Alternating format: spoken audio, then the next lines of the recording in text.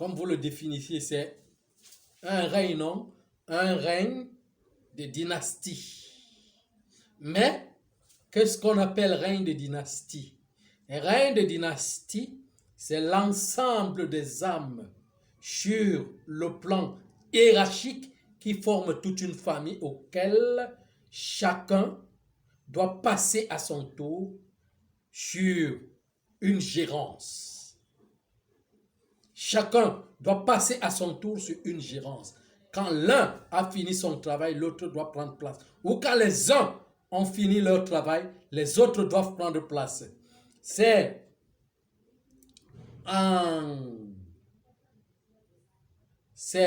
contraire à cette dynastie sur le plan humain que vous avez fait sur tel que, par exemple, dans un empire, une famille va, comment je peux dire, monopoliser le pouvoir. va monopoliser le pouvoir de tout un peuple. Bon, mais même à ce niveau, à un certain niveau, au temps ancien, il y avait des travaux qui étaient confectionnés à appeler seulement des âmes qui correspondent à cette dirigeance. Vous voyez, des choses sur le plan de l'organisation ancestrale ne ratent pas. Même sur le plan du petit règne, même sur le plan des fortunes, ça ne rate pas, d'une manière ou d'une autre. Vous voyez, quand, par exemple, les travaux dans le royaume, dans l'impérialisme du royaume sont axés sur le fondement du bien, les âmes qui doivent diriger sont transformées et vont seulement marcher dans le bien. Et même dans les réincarnations, il y a l'ordre. Mais quand ce fondement se situe dans son contraire, par exemple ce que nous avons là aujourd'hui, hein, une monarchie qui est... Parce que c'est la monarchie. C'est toujours la monarchie. Tout ce qu'on vous raconte là, démocratie, ceci, cela et tout, ça c'est des histoires. On met celui qu'on veut. On ne met pas parce que le peuple a voté. Le peuple a déjà voté qui? Pour le mettre au pouvoir. Ça c'est des histoires. Et alors donc, quand la monarchie fait des mauvais travaux sur le plan rituelique royal, alors il y a échec. Les âmes sont transformées en mal et elles vont seulement revenir dans les corps karmiques tellement chargés pour véhiculer, pour tout bloquer, pour faire des limites. Hein? Il n'y aura que de la médiocrité dans cette dirigeance. Il n'y a pas de connaissance.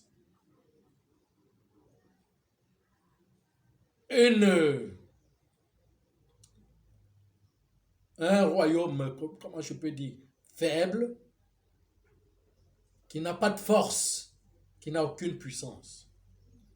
Ne pensez pas que la puissance, c'est frapper quelqu'un en sorcellerie pour le tuer et ou bien pour lui faire du mal. C'est pas ça qu'on appelle la puissance. La puissance, c'est allumer son être et allumer sa présence dans les âmes sur le volet de les accorder quelque chose, de les apporter quelque chose qui les transforme en bien.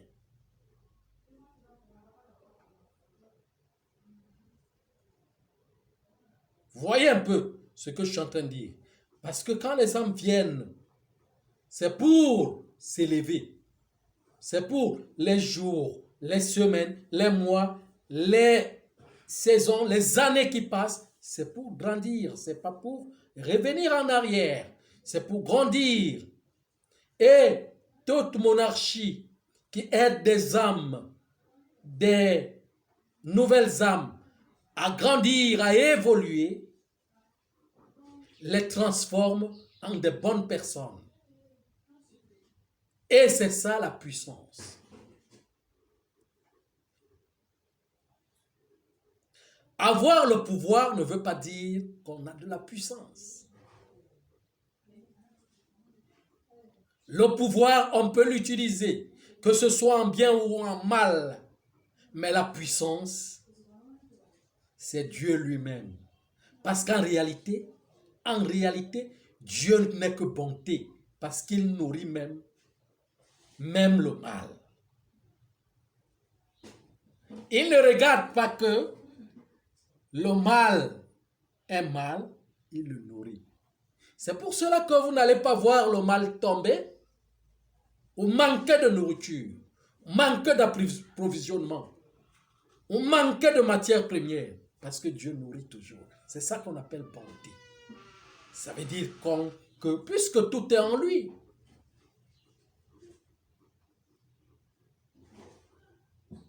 mais seulement en chaque temps, il y a transformation.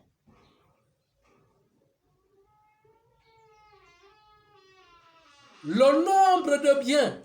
Vous savez pourquoi ici dans ce monde le mal domine? Le mal domine dans ce monde parce que le bien dans le cosmos est à 99%.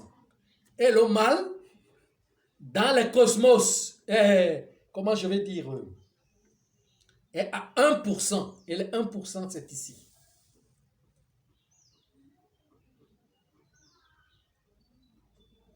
Maintenant, je vais vous dire quelque chose que vous n'allez plus comprendre, c'est que le mal et le bien vont 50-50.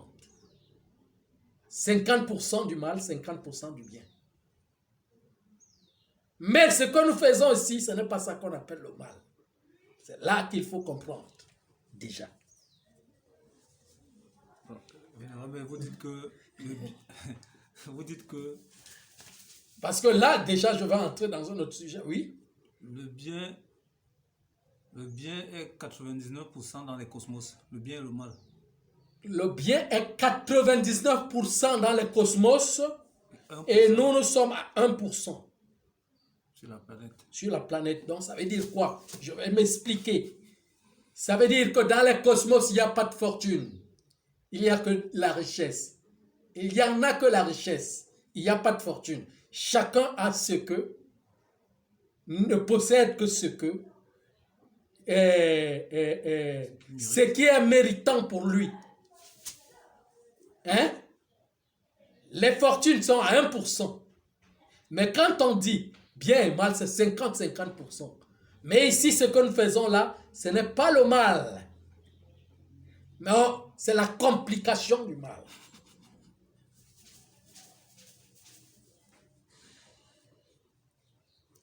Donc 1% de bien, de mal, qu'est-ce que cela veut dire donc? Comment je peux appeler ça? Vous savez, il y a une chose. Ce qui me dérange, c'est que je ne peux pas enseigner complètement dans mon langage. Parce que je suis confronté aussi à une école, à une autre éducation. C'est pour cela que j'utilise, ça peut être comme, moi je trouve ça comme erreur d'enseignement. Quand je dis le mal est à 1%. Mais si je ne dis pas ça, vous n'allez pas comprendre. Si je dis que la complication du mal est à 1%, mais pas le mal, vous n'allez pas comprendre. Si, parce que ce que vous savez, ce que vous faites, ce que nous faisons ici, dans la tête, notre tête, c'est que nous connaissons, nous avons nos règles où nous connaissons ce que c'est que le mal. Mais pourtant que le monde ne connaît pas le mal. Pourquoi? Je vais vous dire quelque chose. Vous savez ce que c'est que le mal? Le mal est le purificateur, le Saint des Saints. Le purificateur, c'est lui qui extrait les déchets cosmiques pour que reste la propriété. C'est lui qui tamise. C'est ça qu'on appelle le mal. En réalité, pour que reste le bien, ça veut dire qu'il tamise, il enlève les complications. Les déchets cosmiques, pas les complications, les déchets cosmiques. Ça veut dire que pour que ce qui est saint reste. C'est pour cela qu'à un niveau, on l'appelle le Saint des Saints. Et maintenant, la complication du mal emprisonne ce qui doit être, comment je peux appeler, ce qui doit être employé, donc ce qui doit se dissoudre, on le garde. Ça veut dire que des fortunes, les matières premières, qui doivent être utilisées, on les garde. Hein?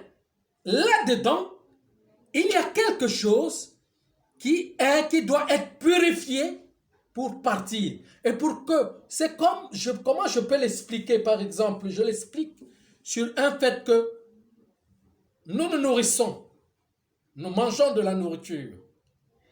L'estomac, nous mâchons la nourriture va dans l'estomac va faire son travail pour broyer encore les aliments.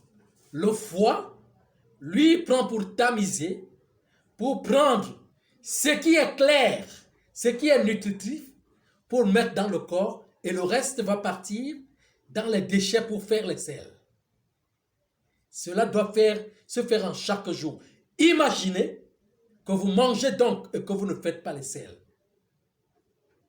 Qu'est-ce qui reste? C'est la complication du ventre.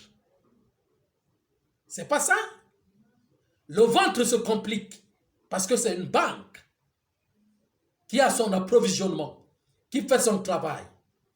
Et cette banque n'est que le relais du travail de chaque jour auquel il y a il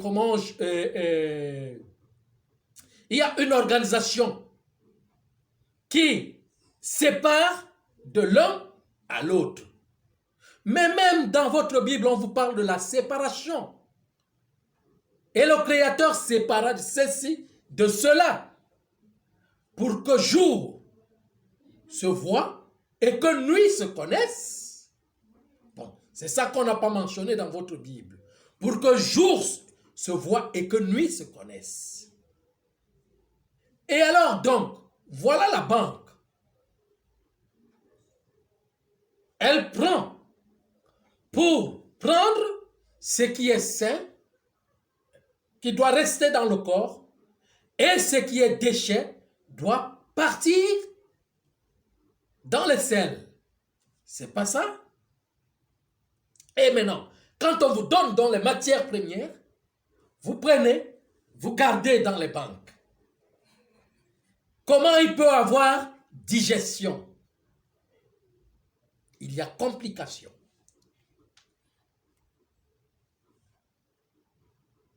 Puisque le mal purifie, enlève.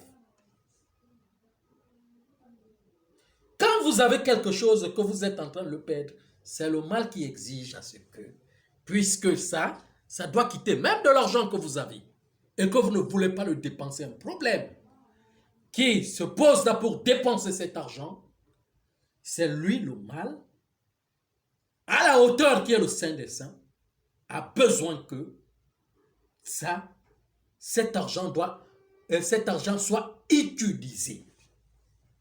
C'est normal. Mais, qu'est-ce qu'on fait? Par exemple, si un problème tombe et qu'on a de l'argent, on attache déjà le visage. On ferme le cœur. On attache le cœur. On commence à s'énerver. C'est pas ça la complication. Maintenant, le mal exige donc que nous devons être des gérants. Ça veut dire que quoi? Ça veut dire que nous devons l'apprendre à connaître que tel problème viendra. Il faut que ça soit géré de cette façon. Ou j'anticipe sa gérance pour pouvoir l'atténuer. Et quand on ne connaît pas le problème qui viendra, quand ça va venir, ça va nous secouer.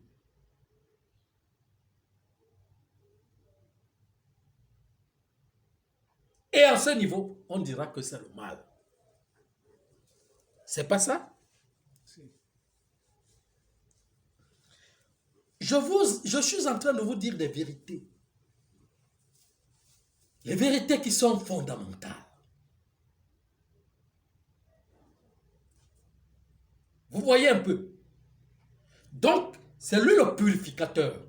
C'est lui qui enlève ce qui ne doit plus, ce qui ne doit pas rester, ce qui doit être circulé pour être utilisé dans la chaîne. Afin qu'il reste ce qu'on appelle la légèreté.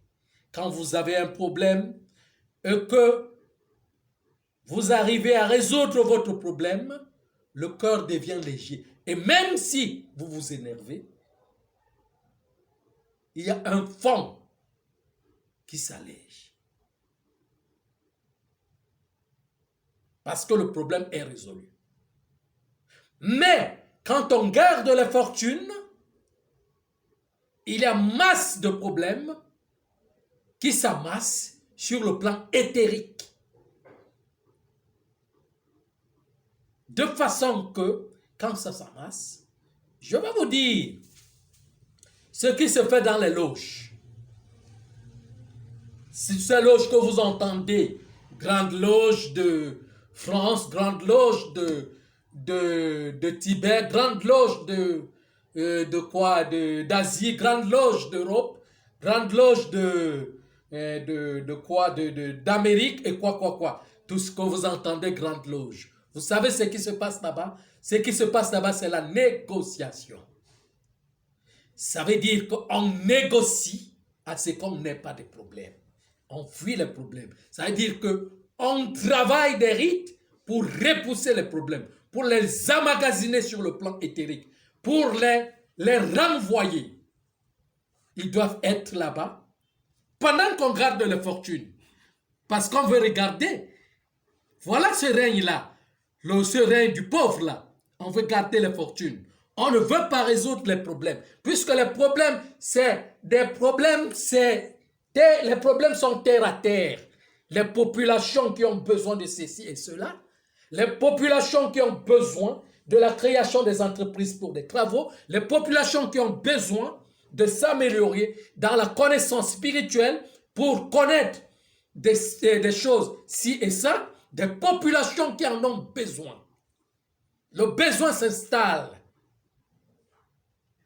Mais cependant, les fortunes sont gardées et on travaille dans les forts rituels, dans l'inverse des rituels pour négocier à ce qu'on ne chute pas. On garde ces fortunes, mais ces fortunes ne doivent pas quitter des banques ou ne doivent pas quitter des coffres forts pour résoudre des problèmes des populations.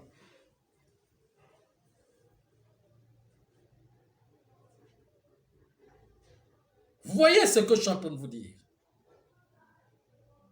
Et alors on négocie. Même les plus petits.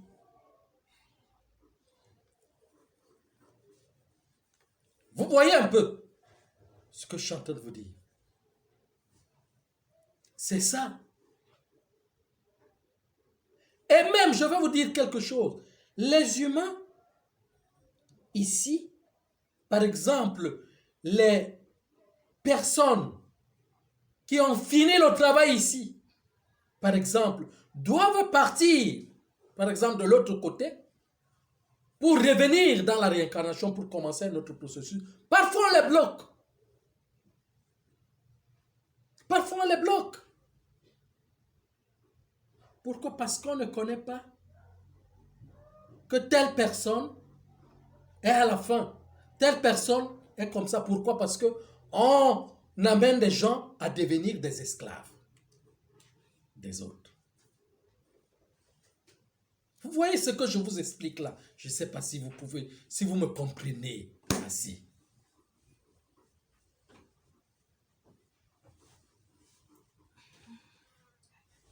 Il y a des problèmes. Il y a des problèmes. Il y a la famine là. Il y a ceux qui n'ont pas. Ceux qui n'arrivent pas à manger. Il y a ceux qui veulent même. Ceux qui peuvent même travailler, mais il n'y a pas moyen. Il n'y a pas une organisation. Il n'y a pas d'organisation. Pour le véritable travail et le véritable devoir des âmes. Il n'y a que de la fornication. Vous savez ce qu'on appelle fornication? La fornication n'est pas ce qu'on vous a dit ou ce qu'on vous a appris. La fornication, forniquer, c'est bloquer une autre personne pour des biens matériaux. Le bloquer, qui ne puisse pas poursuivre son schéma, qui ne puisse pas poursuivre son destin, sa destination. Et la destination est liée, le destin est lié par le tisseur, qui est la connaissance.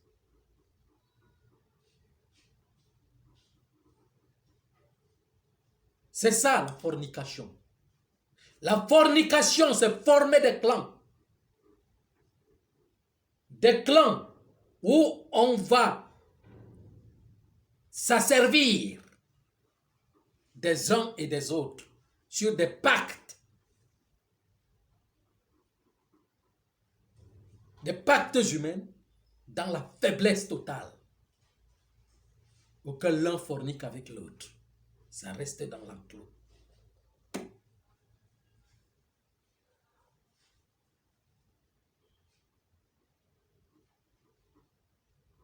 Obéir ou marcher dans l'école des fortunés, c'est forniquer. C'est forniquer avec lui.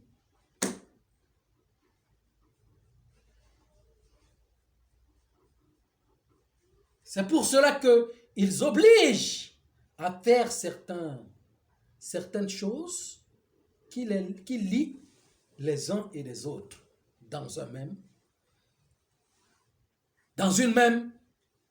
même loge. Parce qu'ils n'ont pas compris.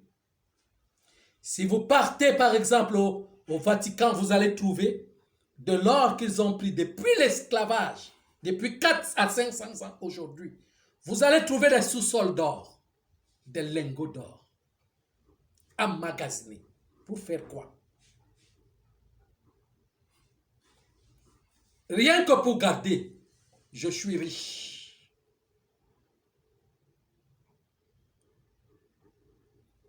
On continue à contrôler les États. Ils continuent à contrôler les États par rapport à ça, avec les autres. À magasiner des fortunes. Mais des gens meurent affamés par-ci, par-là.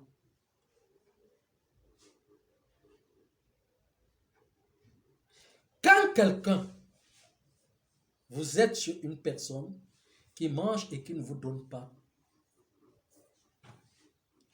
il vous suce votre énergie. Mais de même temps, il ne sait pas qui rend votre âme votre personnalité plus forte. C'est ça que les impérialistes ne savent pas. Un enfant qui a grandi dans la famine est plus cultivé que celui qui est parti chaque jour en mangeant à l'école et a eu des diplômes. Celui qui a dormi affamé, il a grandi dans la rue, est plus cultivé. Beaucoup trop cultivé. Les autres tiennent dans le monde par leur diplomatie et autres, dans leur champ, dans leur loge, leur clan qu'ils ont formé. Ils parlent de spiritualité. Mais regarde-moi ça. Regarde-moi les gens qui parlent de spiritualité. Regarde-moi les gens qui parlent de la spiritualité.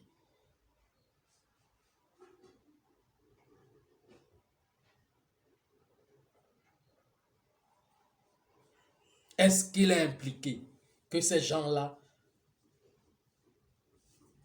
il est digne que ces gens-là parlent de la spiritualité, ils la connaissent, ils comprennent même la connaissance, ils connaissent quoi dedans. Je vous ai dit que tout ce qui se fait là, même les industries là, c'est les génies qui montent des formules. Et rien que au niveau de la matière première. Mais maintenant, montrez donc que vous êtes, comment je vais dire, vous avez de la connaissance. Gérez donc. Gérez donc. Et réglez les problèmes du monde. Ils sont incapables. Et ils vont dire que c'est nous les génies. Un génie donne la formule. Mais le génie connaît aussi la gérance. Mais c'est pas dit, c'est pas inscrit dans le génie qu'il doit gérer. Il enseigne, mais il ne doit, c'est pas lui qui gère. Donc ça veut dire que vous, dans les corps inférieurs qui doivent gérer ce que les génies donnent. Le centre de distribution. Voilà.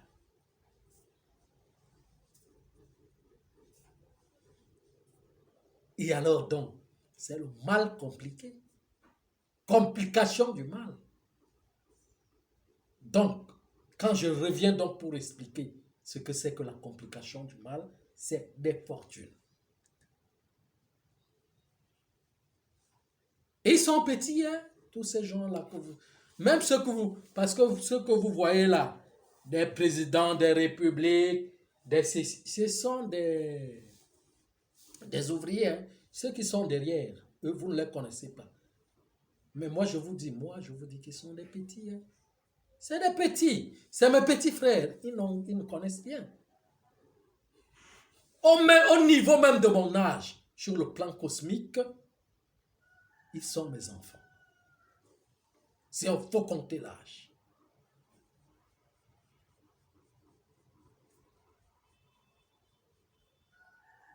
Ils n'ont rien. Je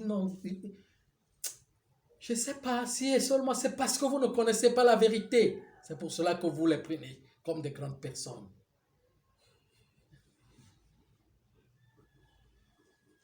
Parce que un père qui envoie son enfant à l'école, qui apporte un mauvais résultat, même s'il a de l'âge,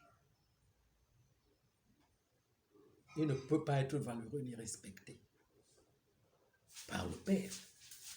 C'est ça. Mais ce n'est pas ça qui va faire en sorte que le père prive la nourriture à son enfant. Ou lui prive la maison. Non. Donc ça ne veut pas dire que parce qu'ils ont des fortunes que vous les prenez comme des gens qui sont riches ou qui sont à la hauteur de quoi que ce soit. On les a donné la planète d'humanité. Ils ne montrent pas cette hauteur. Ils ont créé une éducation des fortunes. Et voilà celui qu'on appelle le riche. Voilà celui qu'on appelle le pauvre. Ça veut dire qu'il y a deux classes. Le riche, c'est celui qui a les fortunes. Et le pauvre, c'est celui qui n'a rien. Voilà. C'est une idéologie. une théologie de la connaissance. Ce n'est pas la connaissance. C'est une idéologie qu'on vous a mise dans la tête. Ce n'est pas ça qu'on appelle richesse. Ce n'est pas ça qu'on appelle pauvreté. La pauvreté est celui qui n'a pas encore atteint le niveau de connaître, utiliser ce qu'on lui donne ou l'utilité de ce que la nature lui donne pour gérer les autres. Le pauvre, c'est l'irresponsable, fortuné. Parce que la fortune, c'est l'irresponsabilité.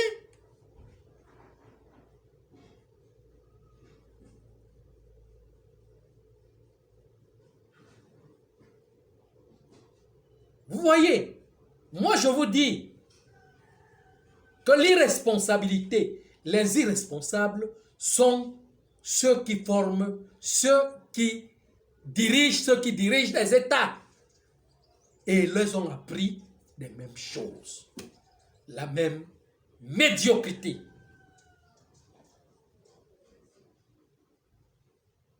Parce que si je n'enseigne pas à mon frère quelque chose qui est bien, c'est que moi-même, je ne connais pas ce bien.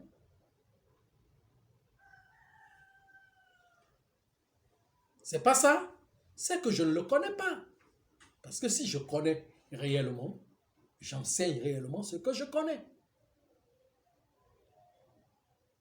L'éveil de l'âme est comme l'émerveillement. L'âme est émerveillée. Quand l'âme s'éveille, comment je vais dire, le cœur dit ce que l'âme a. Donc, on ne cache plus, mais on cache ce qui est laid. On ne cache pas la beauté, on cache la laideur.